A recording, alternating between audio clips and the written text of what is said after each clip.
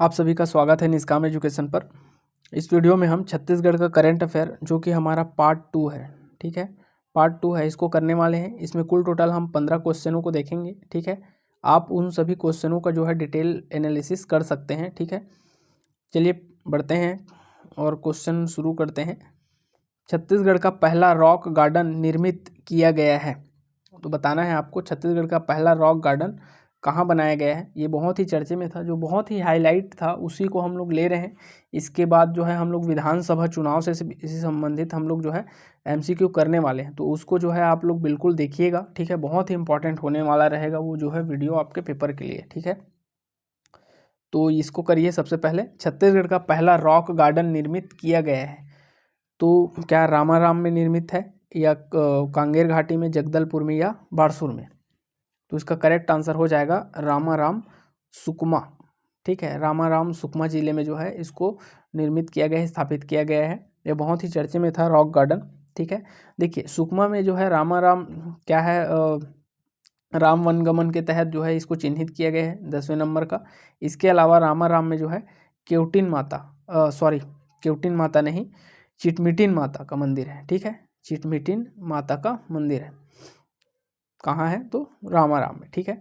बढ़ते हैं अगले क्वेश्चन पर। अगला क्वेश्चन है 23वां वसुंधरा सम्मान 2023 किसे प्राप्त हुआ है? क्या सुधीर सक्सेना जी को, श्रीमती संगीता साहू जी को, अभिषेक पाठक जी को, या इनमें से कोई नहीं?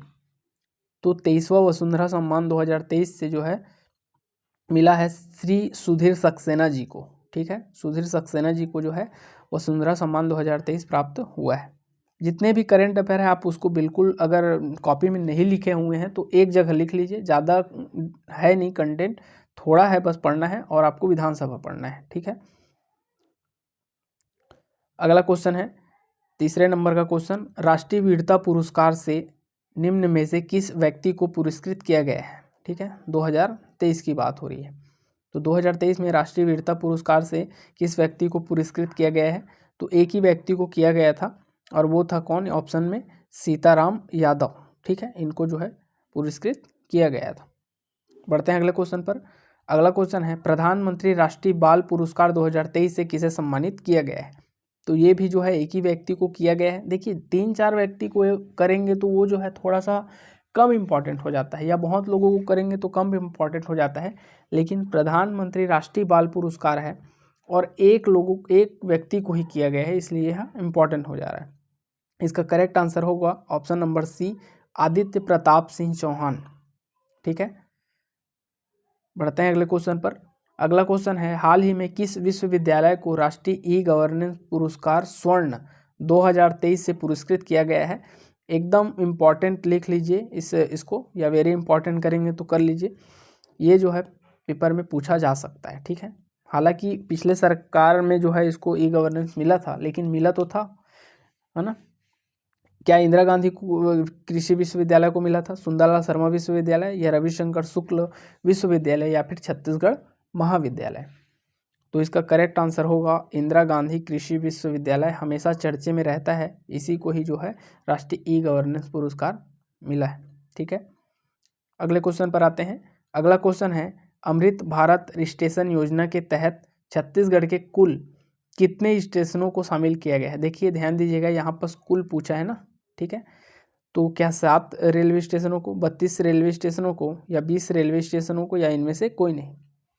तो देखिए अमृत भारत रेलवे स्टेशन योजना जो है यह केंद्र सरकार की योजना है, नरेंद्र मोदी जी की योजना है, ठीक है। इसमें जो है कुल की बात करें तो 32 स्टेशनों का चयन किया गया है, जिसमें से पहले चरण में 7 स्टेशनों का जो है पुनर्निर्माण किया जाएगा, अर्थात उसको जो है डेवलप किया जाएगा, उसमें कुछ कुछ फैसिलिटी दी जाएंगी, और जो बिगड़ा हुआ है उस चीज़ को बनाया जाएगा, और इसका विस्तार भी थोड़ा बहुत करेंगे।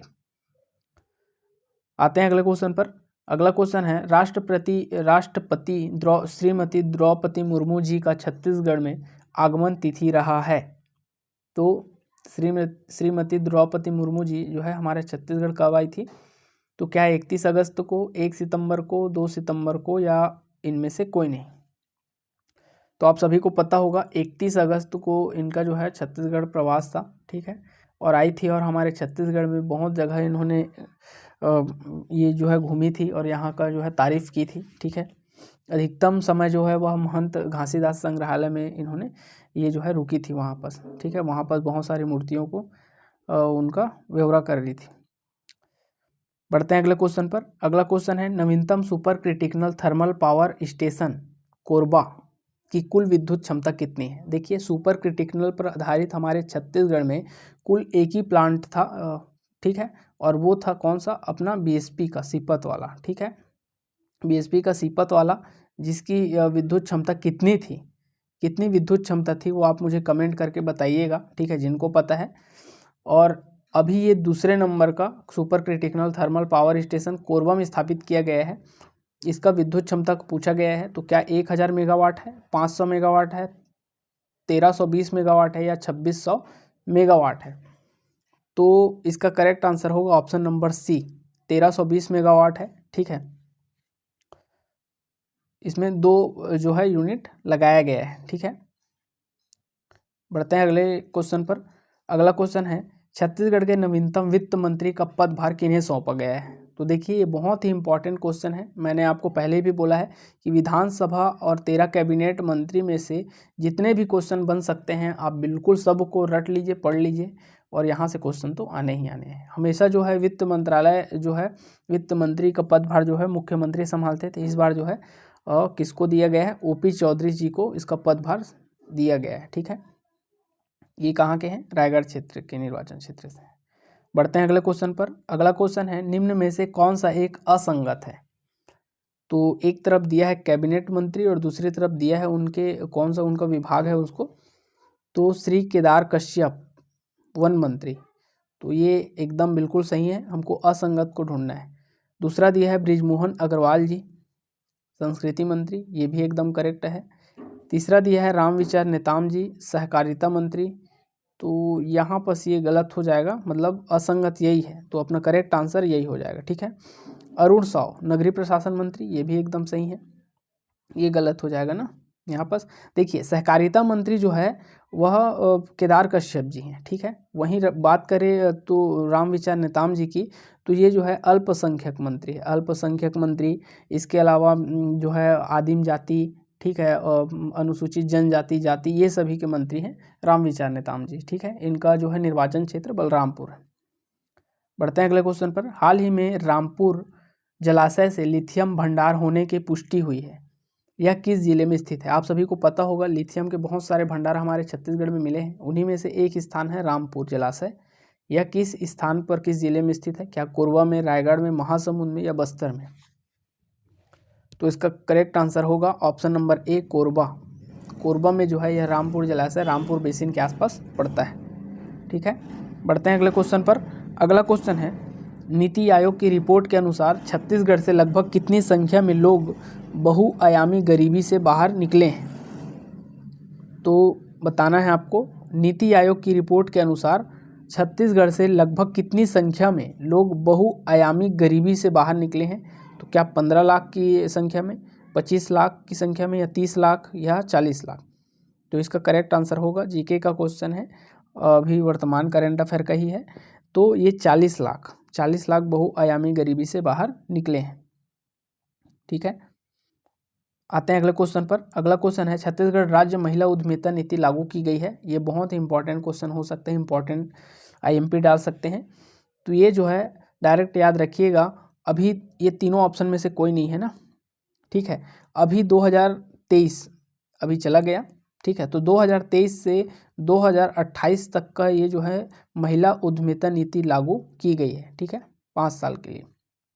बढ़ते हैं अगले क्वेश्चन पर। अगला क्वेश्चन है राष्ट्रीय स्तर पर छत्तीसगढ़ का मत्स्य उत्पादन क्षेत्र में कौन सा स्थान है।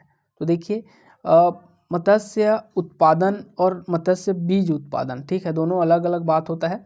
तो बीज उत्पादन और एक मत्स्य उत्पादन, तो देखिए उत्पादन में जो है 6वें स्थान पर है, और वहीं बीज उत्पादन की बात करें तो यह जो है 5वें स्थान पर है। ठीक है, तो इसका correct answer option number D हो जाएगा। बढ़ते हैं अगले क्वेश्चन पर।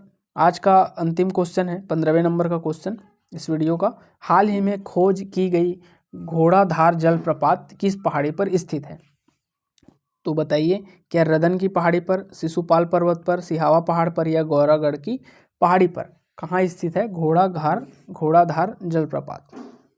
तो इसका करेक्ट आंसर हो जाएगा ऑप्शन नंबर बी, शिशुपाल पर्वत। देखिए मैं अभी भी बोल रहा हूँ, जितने भी जलप्रपात हैं बहुत सारे खोजे हुई हैं, उनको आप कहीं से भी ढूंढ लीजिए और उसका एक लिस्ट बना लीजिए।